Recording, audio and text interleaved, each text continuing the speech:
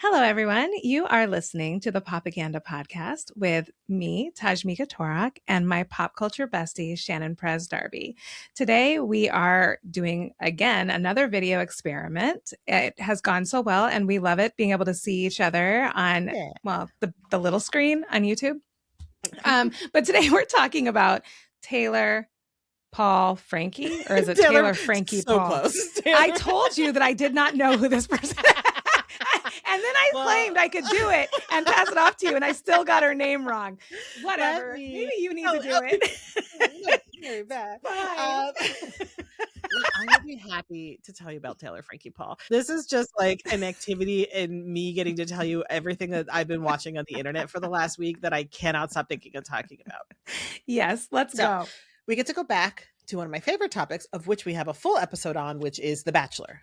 Bachelor Nation, as it were. Taylor Frankie Paul was slated to be our most recent Bachelorette. She has 6 million followers on social media, which is bonkers. Like there are very, very much bonkers. Capital C celebrities that don't have that kind of following. So she became famous as part of the Secret Lives of Mormon Wives, of Mom Talk as it's known. I will say I have not watched The Secret The Secret Lives of Mormon Wives. I'm tracking just as a person who cares about pop culture, light swinging Mormons, Mom Talk, I tried. reality TV show. I tried. Because I love everyone knows I love a cult vibe. And so when the Mormons put something out, I want to see what the Mormons are talking about. Absolutely. And I couldn't get through. I don't think I made it through the first episode. Yeah. I couldn't do it. It just wasn't, it clearly wasn't, as we will often say to each other, maybe it's just not for you. In 2025, it came out that Taylor Frankie Paul, who's sort of the most famous and often the kind of central character of Secret Lives of Mormon Wives, was going to be the next Bachelorette. And this was a big deal for a lot of reasons. It was the first time really in the modern era of The Bachelor and of Bachelor Nation that they were going outside of the regular pool and picking somebody who's otherwise famous. So historically, how they pick the Bachelor and Bachelorette is that it's somebody who's been on a previous season and that it's somebody who Bachelor Nation already knows. Also, The Bachelor has been very critical of social media. So even as recently as a year or two ago, people have been shamed on the show for even talking about that they have an Instagram account. The idea that they would be ever thinking about followers is often shamed in the editing of the show. And so it was a huge pivot to choose a social media star as the next Bachelorette. The season films, it gets ready to premiere, and then a day or two before the first episode of The Bachelorette with Taylor Frankie Paul is due to air, TMZ releases a tape of Dakota, who is Taylor Frankie Paul's ex-boyfriend and the father of her youngest child. They had an incident in 2023. Taylor Frankie Paul is ultimately convicted of a bunch of charges related to domestic violence, functionally aggravated assault, like domestic violence in front of a child. The thing that Secret Lives of Mormon Wives, the very first episode, opens with her arrest, right? So this is not a secret. This is not an unknown piece of information. Tashmica, yeah. Did you have something you'd like to share? No, I joke all the time that no one should follow me around with a camera. Like it would be bad news bears all around. But like the idea that I would be on a reality TV show and that would start with me getting arrested. I'm sorry.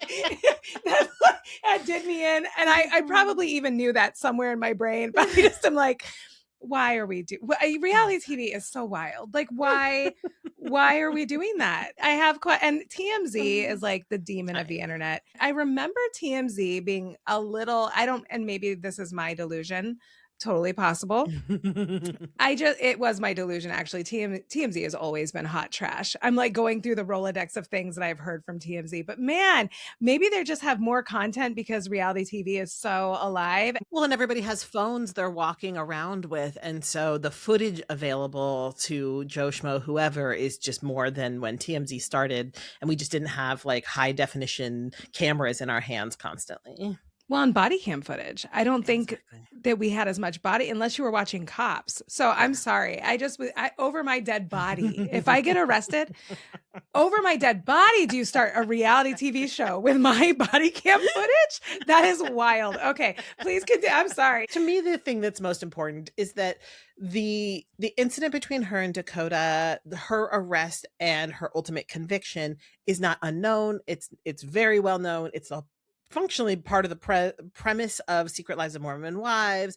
It is an active point of discussion. Her and Dakota stay together off and on for a long time. The Secret Lives of Mormon Wives is being filmed kind of simultaneously with the Bachelor stuff. So in the most recent season that just aired of Secret Lives of Mormon Wives, they talk about her being the Bachelorette. Dakota is there. Apparently they like hook up and are saying I love you like the night before she leaves to go film the Bachelorette. So there is a long journey that I have not followed every piece of off again, on again, but that this incident in 2023 is not a secret, is not unknown. So then right before The Bachelor is supposed to air, TMZ gets the footage that Dakota filmed of this incident in 2023, and it's released. And the internet explodes and has lots of feelings. So I want to pause here because I believe we both watched the video of that incident, and it's horrible. It's really sad. Yeah, it's scary. It's scary. It makes me feel worried for everybody involved. You know, as many people said, one of her children is sitting there in the room, and she is out of control. Like, she is unwell. Yeah. She is screaming. She's throwing things. One of the things that happens is one of the things she throws at Dakota kind of gets like knocked off and hits her child who's there. It made me really sad. It's really upsetting. Yeah.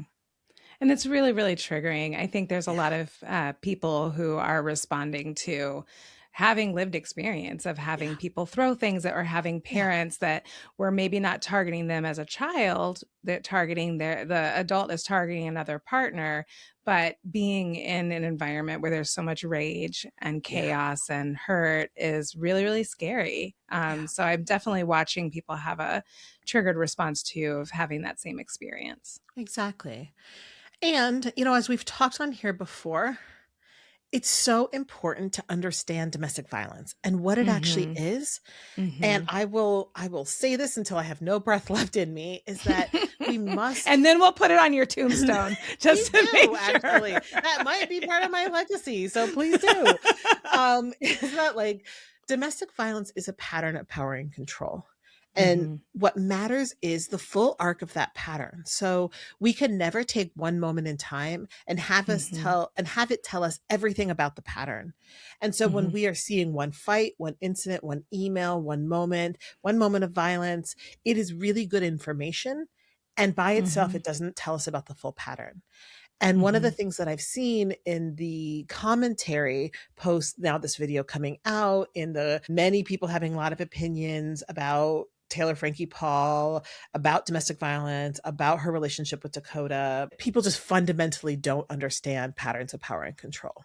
And so I don't have enough information as a person in the world to know how that pattern of power and control is working between Dakota and Taylor. At this point, I think we have enough information to say there is a pattern. I mean, there's just such a pattern of violence, of escalation, that there's a pattern of, I believe there's a pattern of power and control likely happening there. But who is setting up that pattern of power and control? Who is surviving that pattern of power and control? That's actually not clear. And a lot of people have taken this video of Taylor Frankie Paul and how out of control she is as definitive evidence that she is abusive to Dakota. And that might be true. And that also might not be true. And that video by itself doesn't actually give us the full piece. And it's hard. She is deeply struggling. She is acting in a way that is really concerning and upsetting for me to watch, upsetting for me to imagine her experiencing. Everybody in that room, all the fallout sense, like, is deeply upsetting. You know, what it seems to me from my light information about Taylor Frankie Paul as a public figure, she seems to create a lot of chaos everywhere she goes, and that her behavior doesn't seem like she's like treating people around her well. And so I know that. And the thing about that video that is so upsetting to me, in addition to just the chaos and violence, is that Dakota is calm as calm can be. That he has taken the video, that suddenly he's just like, I clocked it immediately in the tone of his voice. He's just like, Taylor, why are you so upset? Taylor, please stop doing this. And it clocked as off for me immediately. And Mm-hmm. the amount of survivors that I've worked with who are through a bunch of conditions pushed to the edge. What Taylor says happens is that she was locked in the garage before this happened. She gets out of the garage and then this is what happens afterwards. Again, Mm-hmm. we don't have video of that. We just have the video of this Mm-hmm. moment. But every survivor knows what it is to be pushed to your edge and then Mm-hmm. have a person who's abusing be suddenly so calm. Why are you so Mm-hmm. upset?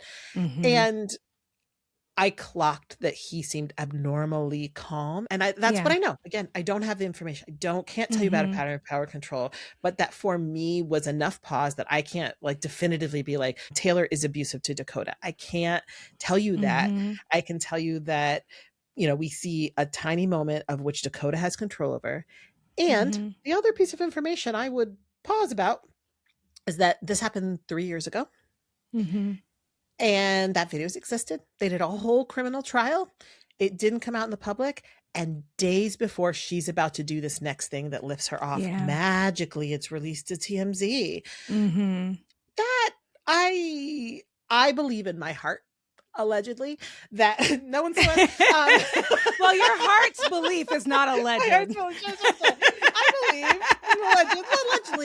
allegedly that Dakota released the video to fuck with Taylor. Yeah. I think that that's the timing. It was part of the criminal case, so the police had it, but the timing Mm-hmm. of it, I believe he released it to undermine this next thing she was doing with the Mm-hmm. Bachelorette. And Mm-hmm. I don't have any proof of that, but from what I know about the world, that is my belief about what happened, and that's some information to take in about the pattern of power and control Yeah. that is Yeah. happening there. Part of why I am often fascinated by true crime is not the true crime itself. It's not the fact that a crime happened. It's not the fact that there's body cam footage. It's that am endlessly curious about points of intervention. And often when I'm seeing a body cam video, I'm listening to the story that's being told and I'm clocking how many times someone has asked for help or asked someone to stop or asked the cops to come and intervene. And then the cops are coming back to address a crime that could have been intervened upon at the last interaction, that there could have been services offered, that there are domestic violence advocates that in my community will even go on these police calls. Now, I wouldn't necessarily say that that's the model that I would like to use. I'm just saying we have more options than what we are often being shown in like these true crime videos. By the time we get to a place where someone is throwing chairs and screaming at their partner and accidentally harming their child, many, many, many things have occurred that should not have happened to get to this point. And I think what I heard in Taylor's explanation of the pattern of their relationship is that this was not day one of an incident happening, that there were many, many times where there was conflict, where there was abuse, where there was violence, and people are throwing around narcissistic abuse and like all of these different terms are being lifted up. And so obviously things were not going well. And someone with millions of followers has quite a few people around them filming and doing a number of things.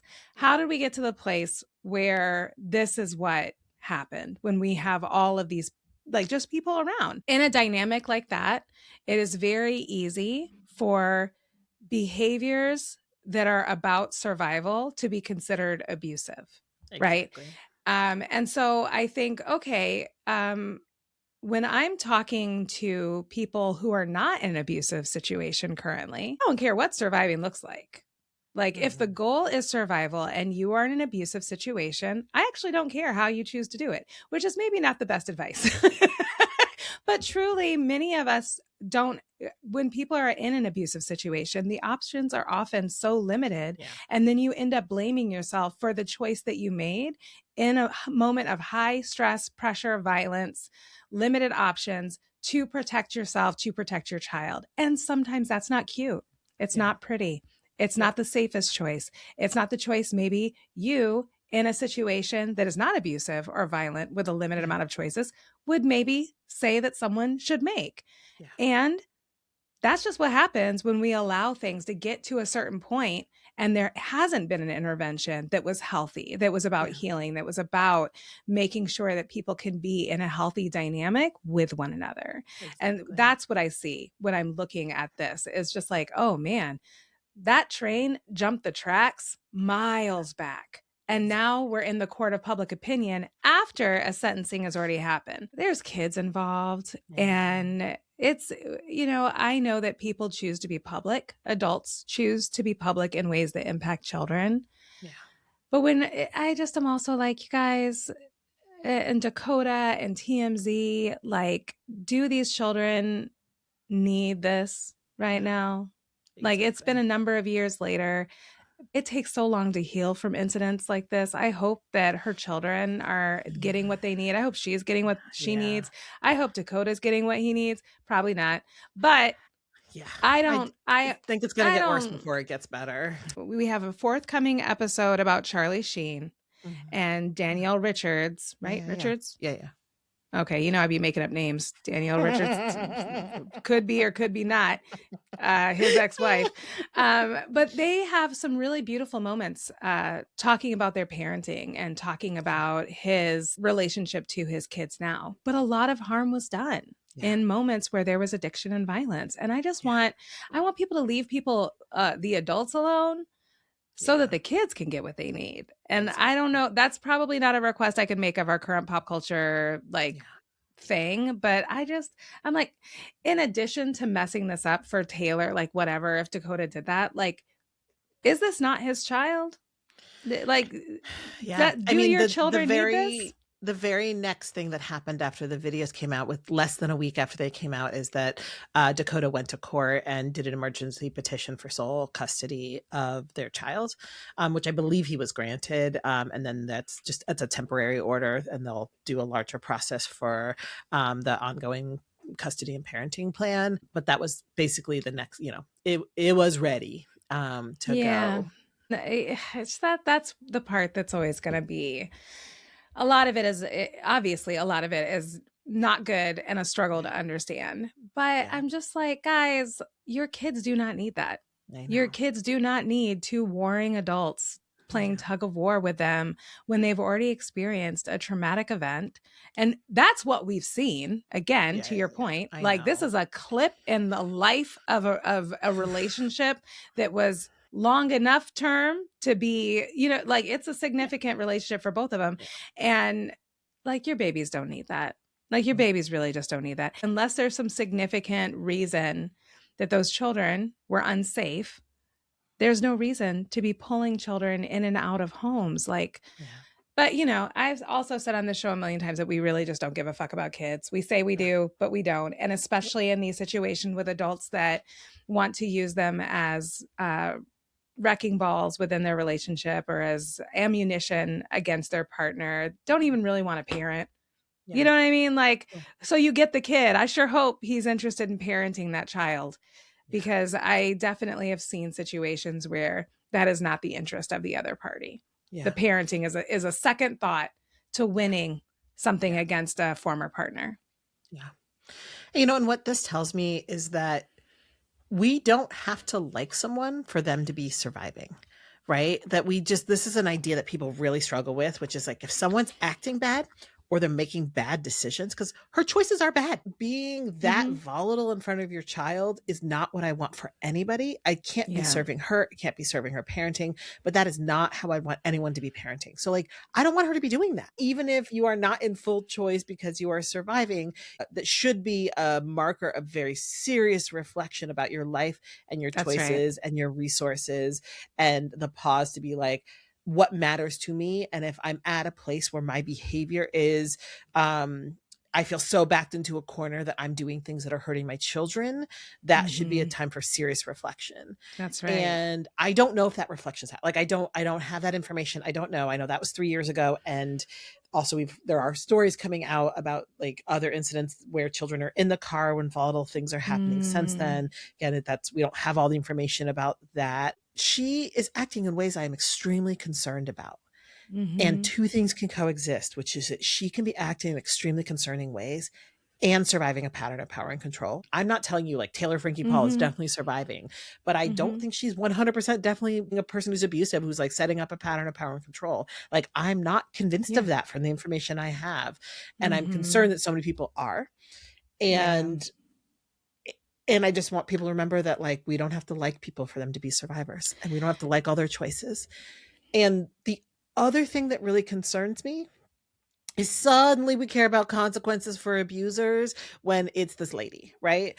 How many abusive men, how many people on every fucking season on The Bachelor, they have somebody who's been accused of rape as like a figurehead of that show. Every fucking men, every fucking season, they stay on the show. Every once in a while, they'll like quietly move someone out. But every fucking season that happens, and those men are still on Instagram. They're still part of Bachelor Nation. And then one time a lady does it, and suddenly she's the villain of the internet and of TV and of reality TV. And I'm like, we really care about holding abusers accountable. I'm like, that doesn't seem like that's been my experience. No. And two things. There's just so many people I don't like in the world. Sure, and sure. I want their children to be able to eat. Exactly. I want them to have access to medical care. I want them to have a living wage. I want them to have housing. I want them to have clean water.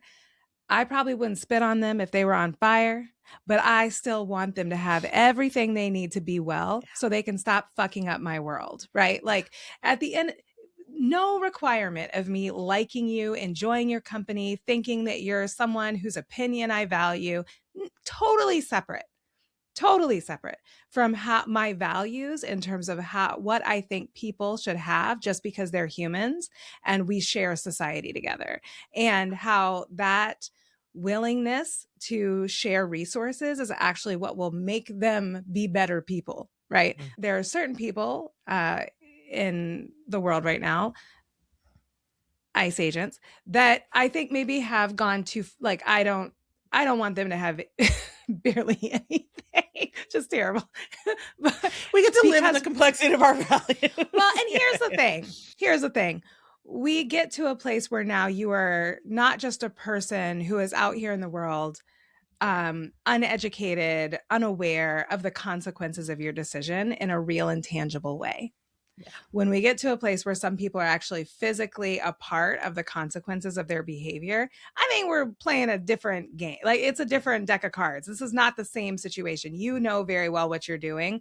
And so for me, then I feel less likely to share. But like what we're talking about generally, people as a whole, I believe that those people would not be doing the work that they're doing right now if they had access to all the resources we were supposed to have as a part of American society. Yeah. If they were as educated, as literate, as well-fed, as allowed to see as much healthcare as they needed, including mental health care, like, we would not be seeing the harms that we're seeing. And so like, if liking people is the litmus test, that's actually what we're living under right now. We are living under an administration that is Christo-fascist. So if you're not Christian and you're not a fascist, you don't get to participate in having access to the things that you need. I personally don't want to be that kind of person. And so I feel like anytime I feel that urge, I'm always quick to check in on myself and be like, hey, if they don't get it, you don't get it. Because as much as you don't like it, our liberation is tied together. And so I'm just not willing to say, I don't like this person, so they can't have it. And it's the same thing in this situation where I'm like, I want good things for all of them. Actually, I want better for all of them. We don't know the full story. We cannot know the full story. And what we will know still, even if they release everything, all of it, we still won't be able to be in the complexity of that relationship. I want people to have a greater humility. Yeah. And it's kind of the same thing as what we were saying about Lindy West. Yeah. Like, we can't pretend like we know everything about other people from these individual clips and make decisions about what they deserve, what they can have access to based on these little moments in their lives that we don't really know that much about. There's a lot of context missing. Yeah.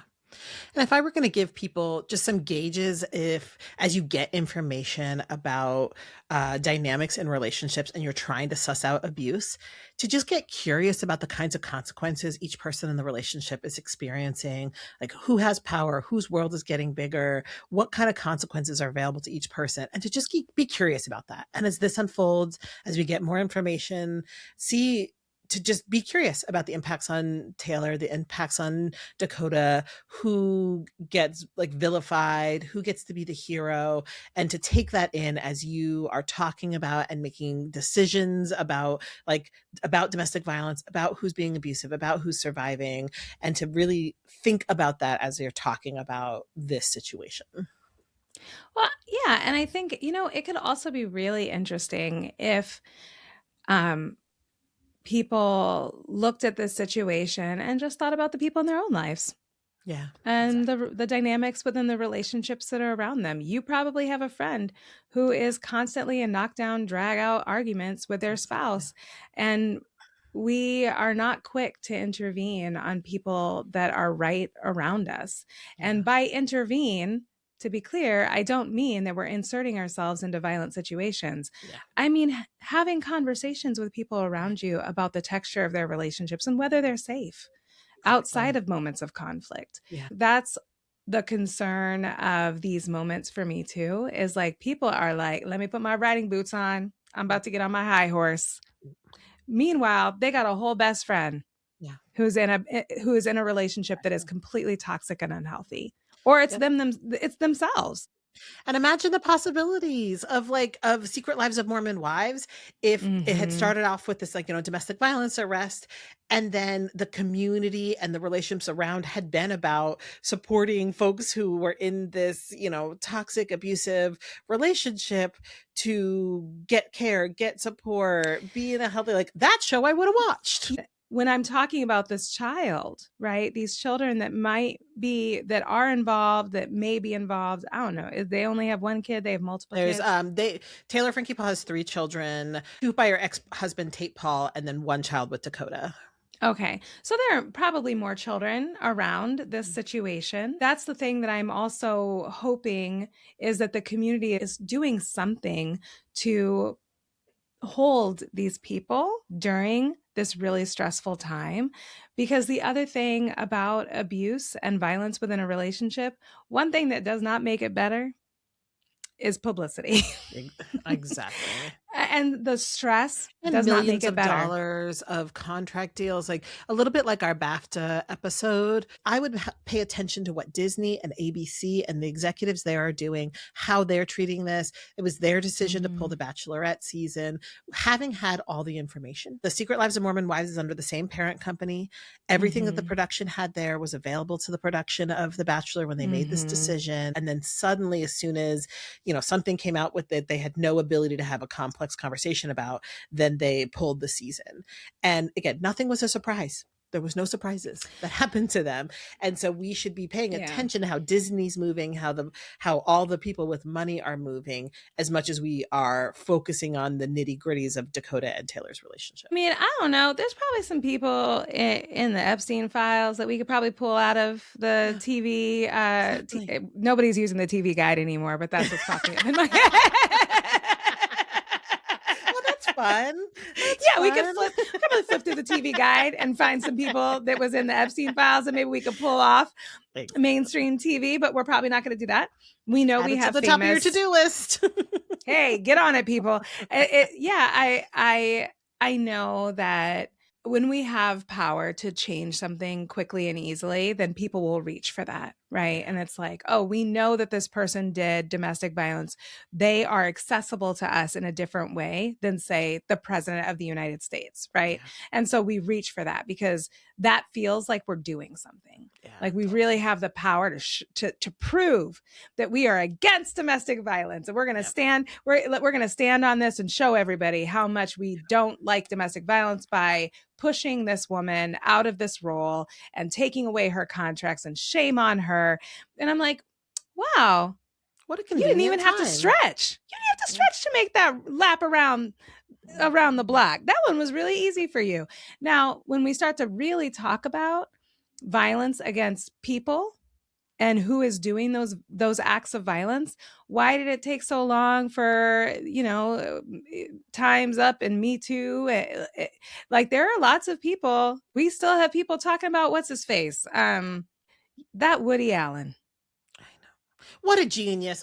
Weird that he married his daughter, but his films are great. Hey, What a guy. Let's give him multi-million-dollars to make another one. Yeah, married his daughter. That's weird. Yeah, but hey, that's a weird thing to talk about. It's just so quirky. Yeah, that's strange. What the fuck are you talking we about? just had Demi Lovato talking to Keke Palmer about how she was in this relationship with Velmer something. What's his name? Yeah.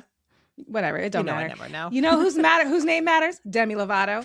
Absolutely. But she was like, why was my boyfriend in his 30s? And why did no one see anything or say anything? Same thing with Hilary Duff. Same thing with we have all of these young pop stars that are in relationships with grown ass men. Relationships, and please listen, we're on video now, so you could actually see when I do this all the time. Isn't that nice?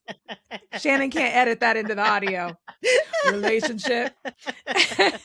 And this is a very similar thing where it's like, okay, we're going to reach for what we're going to reach for, but we're going to let everything else slide because they're men, because they have more perceived power, because whatever, because this is easy. And I'm like, what I really want, just like what I really desire is that we reach for the thing that is a little bit harder.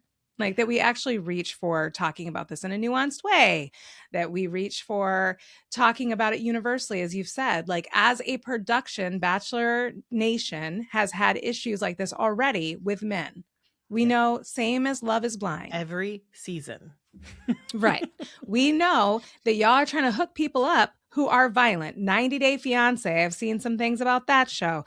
Like constantly there is and listen, anybody who is aware and who is, someone on, I don't even know what to say, but like, you all know that like men, right?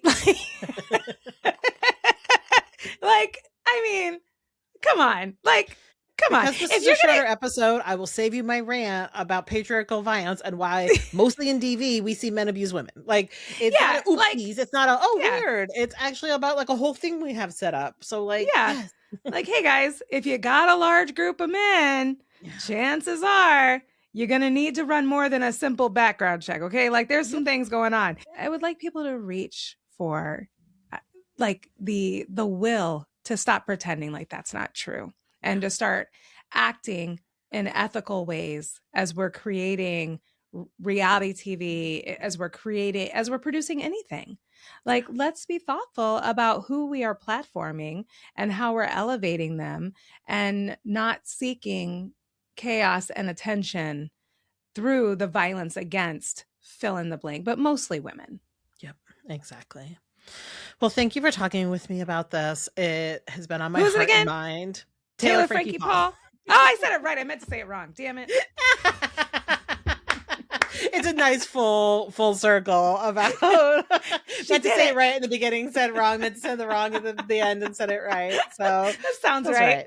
Feels right. To support Popaganda, please like, subscribe, and leave a 5-star review. It really makes a difference.